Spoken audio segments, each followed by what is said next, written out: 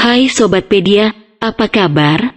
Kali ini kita akan membahas mengenai wacana globalisasi yang sudah berkembang sejak 3 dasawarsa yang lalu, bahkan mungkin lebih.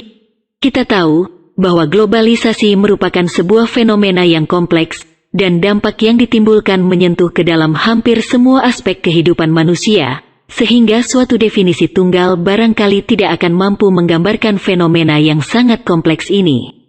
Selain itu juga sobat, di mana globalisasi sebagai suatu proses yang menempatkan masyarakat dunia bisa menjangkau satu dengan yang lain, atau saling terhubungkan dalam semua aspek kehidupan mereka, baik dalam budaya, ekonomi, politik, teknologi, maupun lingkungan.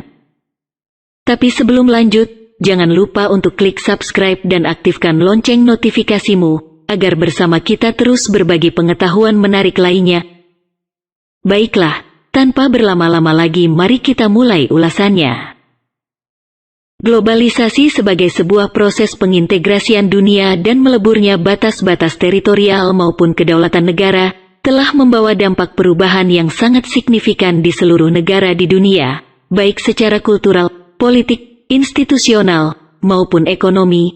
Secara kultural, di mana terjadi proses homogenisasi, praktik-praktik kebudayaan tertentu yang pada gilirannya menghilangkan praktik kebudayaan lokal. Secara politik dan institusional, globalisasi juga membawa dampak pada proses homogenisasi bentuk-bentuk pemerintahan dunia. Salah satu contoh yang paling mudah adalah penyebaran model nation state di seluruh dunia, dan munculnya bentuk isomorfis dari tata pemerintahan di seluruh dunia, atau dengan kata lain, tumbuhnya model tata pemerintahan di seluruh dunia yang kurang lebih sama. Pada level ekonomi, proses homogenisasi juga terjadi. Globalisasi pada level ini merupakan penyebaran ekonomi pasar ke seluruh kawasan dunia yang berbeda-beda.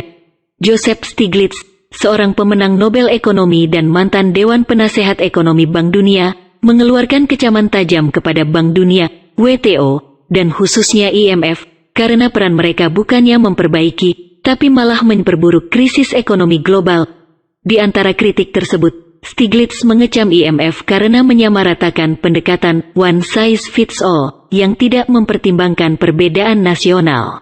Tidak heran jika kemudian Giddens mengatakan bahwa globalisasi adalah restrukturisasi cara-cara kita menjalani hidup, dan dengan cara yang sangat mendalam.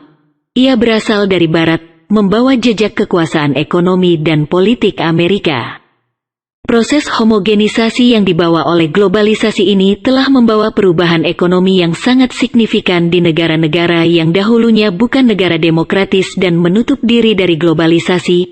Perubahan tersebut dapat dirasakan dan dibuktikan secara empiris di negara China.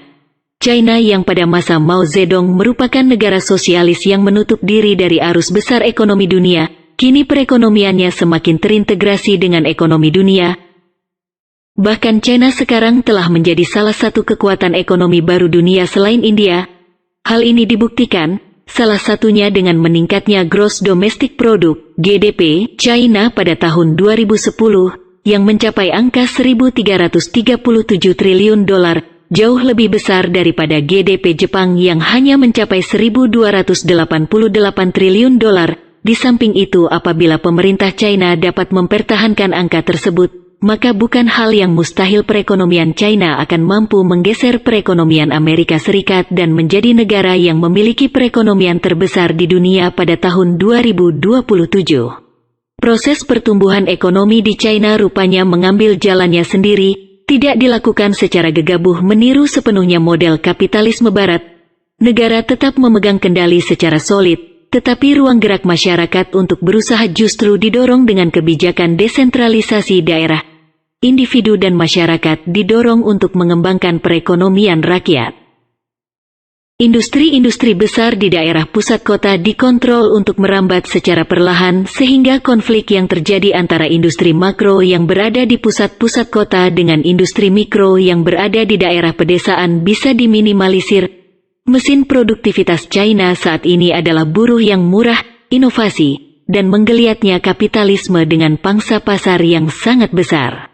Selain itu, pengaruh dari kapitalisme Barat juga akan memunculkan kekhawatiran baru dari masyarakat kelas buruh dan petani di China.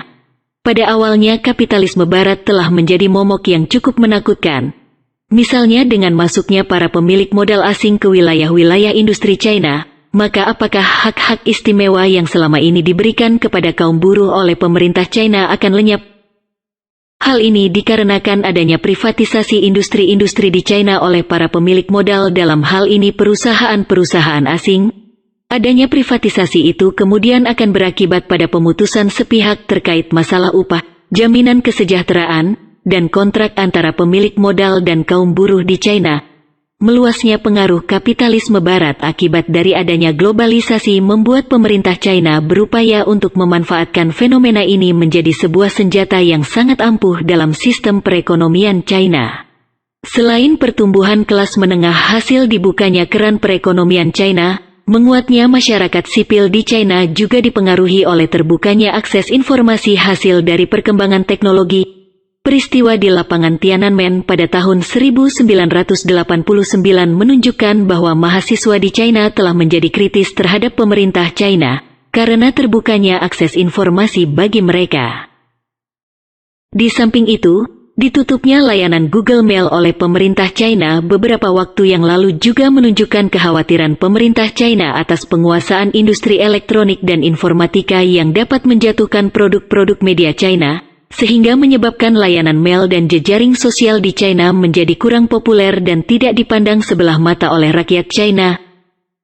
Hal ini secara tidak langsung menunjukkan adanya indikasi bahwa pemerintah China tidak ingin kehilangan salah satu pun sektor pasar yang sangat penting bagi pertumbuhan perekonomiannya, yaitu elektronik dan teknologi informasi. Sudah tidak bisa dipungkiri lagi di dalam era globalisasi saat ini, bahwa kunci yang terpenting untuk menguasai perekonomian dunia adalah dengan menguasai teknologi informasi. Baiklah sobat, sampai di sini video kita kali ini. Seperti biasanya, kalau sobat suka dengan video ini, kalian boleh subscribe channel ini agar channel ini berkembang dan bisa menghibur kalian semua. Baiklah, saya pamit dan sampai jumpa di video selanjutnya.